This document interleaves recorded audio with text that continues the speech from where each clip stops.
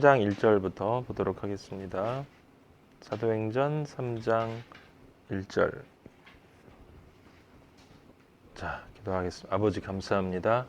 아버지 말씀 앞에 저희 나왔습니다. 말씀이 우리 주님 예수 그리스도이시니 예수님 당신을 만나게 돼서 또 기쁩니다.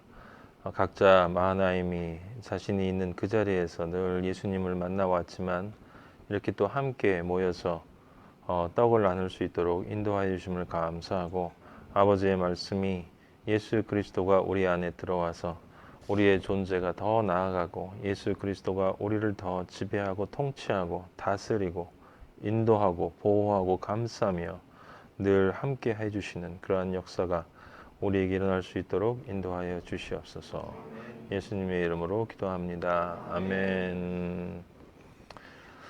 네, 오늘은 그 짧은 구절의 한 사건인데, 이제 교회를 다닌 사람들은 이 사건은 성경을 몰라도 다 아는 이야기예요. 복음성가에도 있고, 금과 은 나 없어도 내게 있는 건 내게 주니, 이렇게 부르는 노래가 있죠. 나사렛 예수 그리스도 이름으로 걸으라. 그래서 안전뱅이가, 성전 앞에 있던 안전뱅이가 구걸하다가 베드로하고 요한이 이제 그 안전뱅이를 고쳐주고, 그래서 걷게 돼서 뛰고 하나님을 찬양한 이야기예요. 그래서 그 이야기 자체로, 말씀 자체를 놓고 보면 전혀 새로운 것이 없고, 사실 여러분 수준이면 다 그냥 읽고 은혜를 받고 넘어갈 수 있는 이야기입니다. 그래서 이게 교회에서 이제 목사님들이 말씀을 할 때도 이 거지에 대한 이야기, 안전뱅이 하면 구걸하는 안전뱅이, 이 사람이 이 금과 은을 구했는데 이제 베드로를 통해서 하나님을 바라볼 수 있게 됐다. 그래서 영적 안전뱅이 이야기로 우린 또 잘 공부를 했고, 또 조금 깊게 들어가는 사람들은 이 안전뱅이가 사실은 자신의 내면에 간절함이 있었다라고 이야기도 해요. 간절함이 있었을 것이다. 성전에 들어가고 싶은 간절함이 있었을 것이다. 그래서 그 베드로 요한이 왔을 때 그를 바라볼 수 있었다라는 이야기도 합니다. 다 맞는 이야기예요. 이 구절에 대한 이야기는 그 영적인 의미에서 틀린 설교는 있을 수 없어요. 다른 것이 없기 때문에. 근데 어떤 문제가 있느냐? 이 구절, 사도행전 3장 1절에서 10절에 나와 있는 이 말씀은 내용적인 문제를 정확하게 이해하기 위해서는 맥락을 잘 이해해야 합니다. 맥락을 잘 이해해야 돼요. 그래서 오늘 쉬운 구절이기 때문에 우리 조금 깊이 있게 이야기를 해보도록 하겠습니다. 이 사도행전 3장 1절에서 10절 이 사건의 제목은 3장 2절에 나와 있는 뒤에 날마다 미문이라는 성전, 미문이에요. 미문. 오늘의 말씀의 제목은 미문입니다.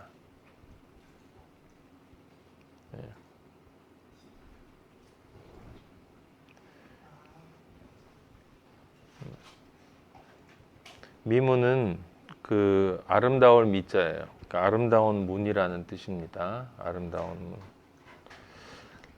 3장 1절 보도록 하겠습니다. 제9시 기도 시간에 베드로와 요한이 성전에 올라갈새. 여기서 우리가 이제 주목하게 되는 부분은 제9시 기도 시간이라고 하는 말이 있어요. 그리고 베드로와 요한이 성전에 올라간다.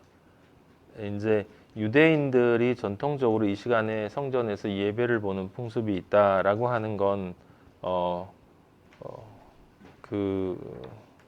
유대인들의 이 절기를 이해하면 알 수 있는 것이지만 그냥 우리는 단순하게 말씀 그 자체로 봐서 제9시면 예수 그리스도께서 운명하신 시간이에요. 오후 3시 3으로 운명하신 시간이다. 그래서 완성되어진 시간이다라고 하는 뜻을 우리는 영적으로 받아들일 수 있어요.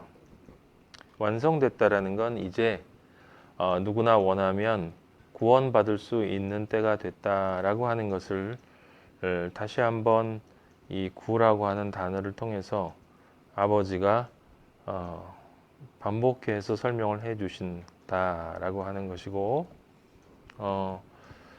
그래서 이제 복음이 누군가에게 들어갈 수 있는 때가 되었다라고 하는 이런 상황에 이제 베드로와 요한이 그것을 찬양하고 찬미하기 위해서 그렇게 영광 받으신 예수 그리스도를 찬양하고 찬미하기 위해서 성전에 올라가고 있었습니다. 2절에 보면 나면서 못 걷게 된 이를 사람들이 메고 오니 이는 성전에 들어가는 사람들에게 구걸하기 위하여 날마다 미문이라는 성전 문에 두는 자라 라고 나와 있어요. 여기 만남이 있는데 그 만남이 실현되기 위해선 같은 시간 같은 공간에 그 만남의 대상들이 모여야 하는 거죠. 그래서 이 3장 2절에는 이 3장 1절에 나와 있는 베드로와 요한은 진리는 이렇게 다가오고 있었고 나면서 못 걷게 된 이라고 나와 있어요. 이 어떤 번역문을 찾아보면 그냥 앉은뱅이라고도 하고 또 영어 성경을 번역해 보면 절름발이란 뜻도 돼요. 이게 앉은뱅이만이 아니라 중요한 건 거기에 이제 나면서예요. 태어나면서부터 걷지 못하는 자다. 태어나면서부터 절름발인지 앉은뱅인지는 모르겠지만 그래서 성경마다 번역을 조금씩 다르게 하고 있는데 그건 그렇게 중요한 것이 아니에요. 앉은뱅이와 절름발이는 성경에 늘 같이 나오기 때문에 사람들이 메고 왔어요. 그건 구걸할 수 있도록 배려해 주는 사람들이 있었다라고 하는 거죠.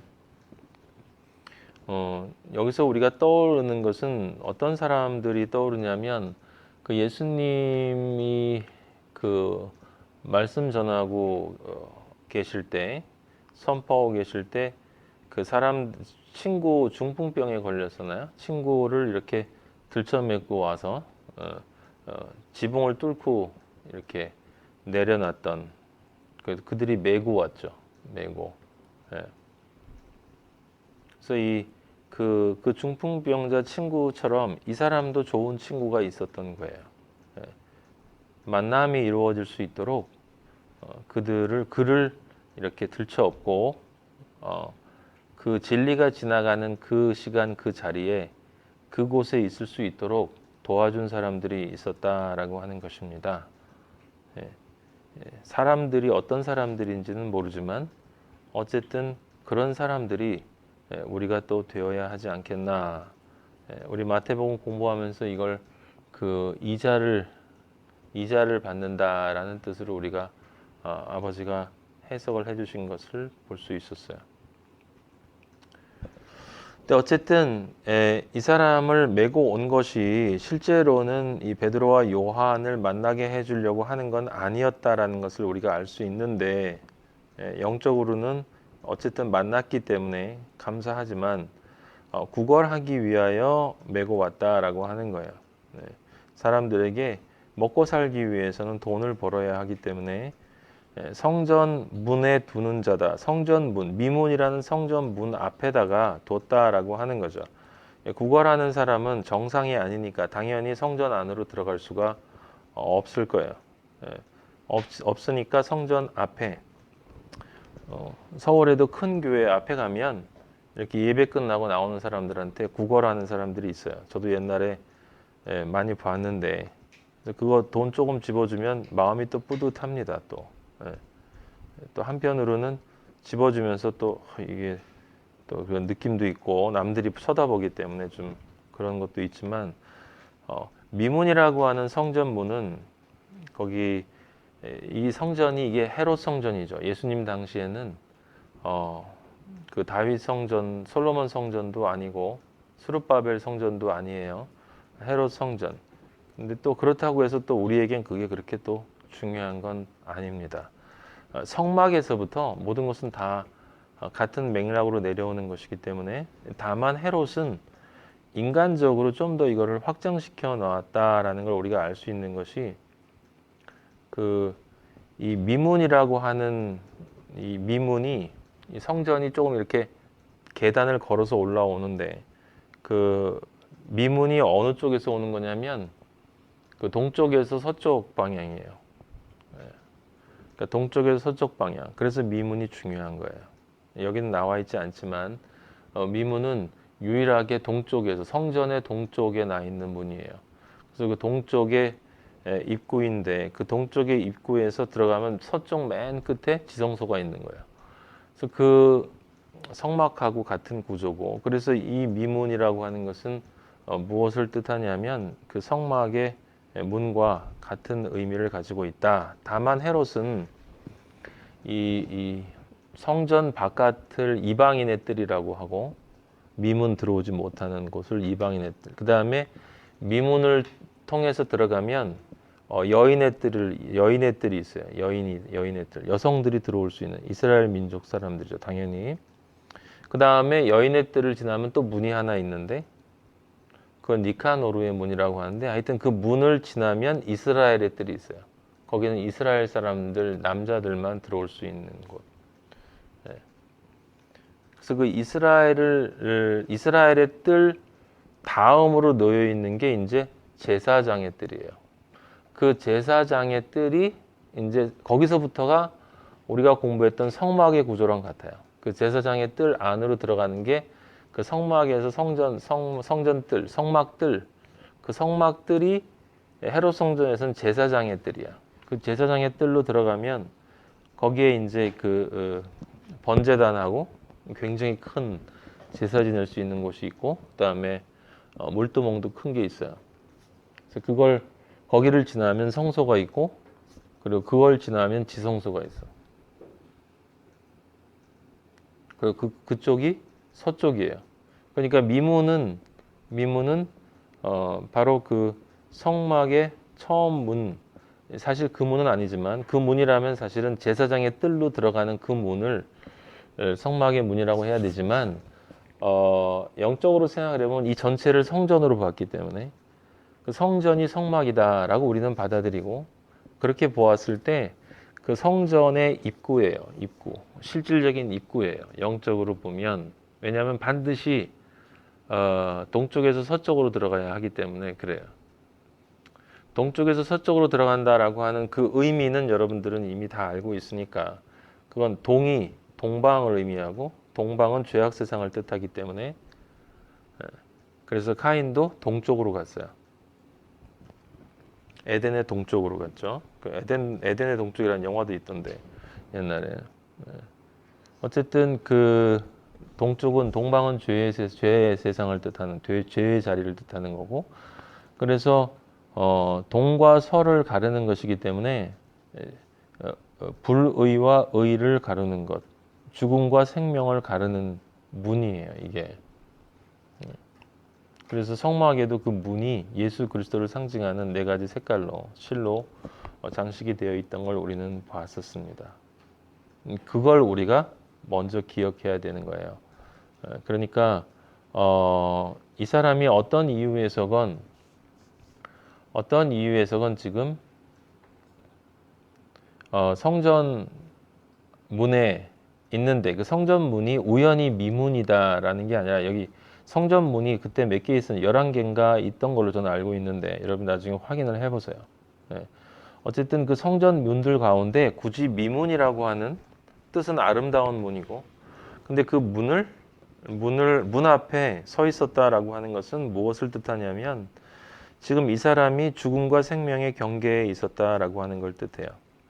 근데 생명의 문으로 들어가지 못하고 죽음의 자리에 머물러 있었다라고 하는 걸 뜻하는 거예요. 문 앞에 있었다라고 그러니까 이제 조금만 가면 되겠네. 그건 아니에요. 예. 죄를 많이 지나 적게 지나 다 죄인이에요. 예. 사람은 사람이고 개는 개예요. 예. 똑똑한 개 소용없어요. 사람이 되어야 되는 거지. 예. 그래서 그 미문 앞에 있었다. 예. 여러분들이 주목해야 되는 것은 이제 제가 말씀드리겠지만 지금 이 이야기가 그냥 그 영적 안전뱅이 뭐 이렇게 하면 우리가 다 아는 것 같잖아요. 이게 무슨 말인지 사람들이 교회에서 그런 얘기하면 다 아는 것 같이 생각을 합니다. 영적 안전뱅이 그러면 믿음이 없는 사람 뭐 대충 그렇게 생각을 하는데 그걸 치유해줬다. 뭐 치유해줬구나. 또 이제 직접적으로 믿는 사람들은 하나님 아버지가 이렇게 치유의 능력이 있다라고 생각할 수도 있고 그렇게 들어가지만 성경에 나와 있는 이야기들 가운데 이 치유와 관련된 것들은 모두 다 그렇게 사람들이 세상에서 좋아하는 것들을 위해서 존재하는 것이 아니라 그리고 애매모호한 이야기나 대충 믿어라 이런 이야기가 아니에요. 예.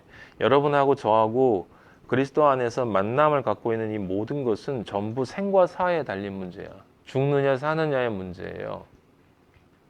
죽느냐 사느냐의 문제라고. 예. 그 안에 지금 뭐 죽게 된 사람들이 뭐 사는 것 이외에 다른 것이 관심이 있다라는 거는 말이 안 되잖아요. 그죠? 그게 진짜 그런 문제라는 걸 알면 지금 우리가 지금 그 이야기를 보면서 지금 이 이야기를 보면서 그런 생각을 먼저 해야 된다. 이 조금 뒤에 보면 이제 일단 미문에 대해서 여러분이 알았어요. 이 미문이 그러니까 굉장히 중요한 뜻을 가지고 있는데 1차적으로 이 걷지 못하는 사람에 대한 그 치유 이야기가 사도행전은 여기만 나오는 게 아니라 8장에도 나와요. 빌립도 사마리아에 내려가서 그 사마리아에 내려가서 백성에게 전파할 때 이 표적을 보여주는데 그게 뭐냐면 8장 5절에 있어요. 사도행전 8장 5절부터 8절 사이에 보면 귀신들을 쫓아내고 그 다음에 중풍병자를 고치고 거기에도 못 걷는 사람이 나았다라는 말이 있고 그 8장 8절에 보면 그 삶에 큰 기쁨이 있었다라는 말이 있습니다. 같은 구조로 이야기가 진행이 돼요.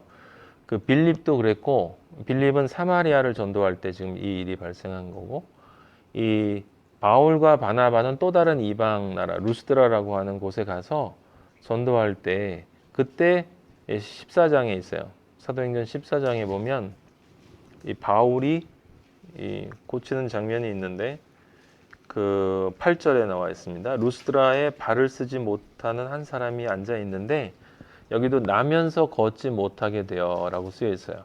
나면서 걷지 못하게 되어 걸어본 적이 없는 자라. 지금 이 앞에 지금 우리가 가지고 있는 본문 베드로가 고쳐준 그 사람과 똑같은 사람이죠. 9절에 바울이 말하는 것을 듣거늘 그 사람이 바울이 말하는 걸 들었다라고 하는 거예요. 바울이 주목하여 구원받을 만한 믿음이 그에게 있는 것을 보고 이게 상당히 의미가 있는 말인데 바울이 주목하여 봤는데 구원받을 만한 믿음이 그 사람 안에 있대요. 그 사람 안에. 나면서 걷지 못한 사람 안에 있다라고 하는 거예요. 근데 지금 우리가 보았던 본문에는 그 미문 앞에 있는 안진뱅이에게 믿음이 있었다라는 말이 안 써 있어요. 근데 그게 왜 그러냐라고 하는 것을 그 뒤에 이 베드로가 이제 우리가 다음 주에 보겠지만 베드로가 안진뱅이를 고쳐준 다음에 사람들이 이제 주목하게 되니까 놀라서 거기서 또 설교를 해요. 말씀을 전하는데 그러면서 그때 이 사람이 낫게 된 게 무엇 때문인가라는 이야기를 하는데 그게 바로 예수 그리스도의 십자가에 대한 믿음 때문이다라는 이야기를 해줍니다. 근데 그때 그 믿음은 그 안진뱅이의 믿음이 아니었어요. 그러니까 지금 우리가 지금 읽고 있는 이 사도행전 앞에 있는 그 믿음은 안진뱅이가 가지고 있는 믿음이라기보다는 그 베드로와 요한이 가지고 있는 그 믿음이 그 사람을 고치는 이야기로 나오고, 사도행전 14장에 나와 있는 바울의 이야기는 그 믿음이 그 사람에게 있다라고 하는 것을 이야기해줘요. 구원받을 믿음이 있다. 물론 여기 우리가 자세하게 나중에 살펴보겠지만 구원받을 만한이라는 단어에 주목을 해야 합니다. 어쨌든 14장 10절에 그래서 내 발로 바로 일어서라 하고 일어나고, 그 다음에 그것 때문에 이제 그리스 사람들이 여기에 이 루스드라가 그리스 지역에 가서 전도를 한 건데 제우스가 내려왔다라고 이야기하는, 그리고 바나바는 제우스라고 하고 바울은 그 중에 말하는 자 헤르메스는 전령이에요. 전령. 신의 뜻을 전달하는 자를 헤르메스라고 하죠. 그 우리 영적인 의미를 보면 말씀을 전하는 모든 사람은 우리 아버지의 헤르메스인 거예요. 근데 이제 그리스 신화의 헤르메스는 인간적인 것을 전하는 자고 우리는 아버지만을 전하는 자죠. 네. 자, 그곳의 바탕이 되는, 그러니까 지금 제자들이 지금 병을 고쳤죠. 근데 이건 정확하게 누굴 따라한 거예요? 예수님을 따라한 거예요. 그래서 예수님이 하신 거 한 구절만 우리가 보도록 하겠어요. 마태복음 11장.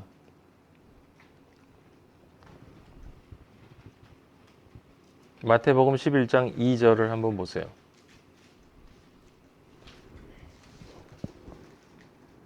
거기 보면 요한이 이제 옥에서 살짝 의심이 들어서 제자들을 보내서 진짜 당신인가? 그래서 한편으로 속에 그런데 왜 날 안 구해주나 이런 아쉬움, 답답함을 표현하는 부분이 있는데 마태복음 11장 2절에 다른 일을 3절에 보면 우리가 당신이 맞습니까? 아니면 다른 사람을 기다려야 되겠습니까? 라고 물어볼 때 예수님께서 대답하셨어요. 너희는 다른 것 이야기하지 말고 다른 것 이야기하지 마. 가서 너희가 듣고 본 것만 이야기해라. 듣고 본 것만 이야기해라. 이제 우리가 이 동일한 자세를 가져야 되겠죠. 우리는 뭐 듣고 본 것, 감각적으로 듣고 보지는 않았지만 말씀을 통해서 영적으로 듣고 본 것만 우리는 전해야 되는 거예요. 다른 얘기하면 안 되는 거예요. 나의 생각이 섞이는 그 사람은 아버지를 만날 수가 없어요. 지금 교회에서 하는 것처럼 그렇게 수많은 그런 비빔밥을 섞어서 사람들이 먹고 좋은 양념까지 쳐가면서 이렇게 말씀을 주는 사람들은 우리는 아버지의 나라에서 만날 일이 없을 거예요.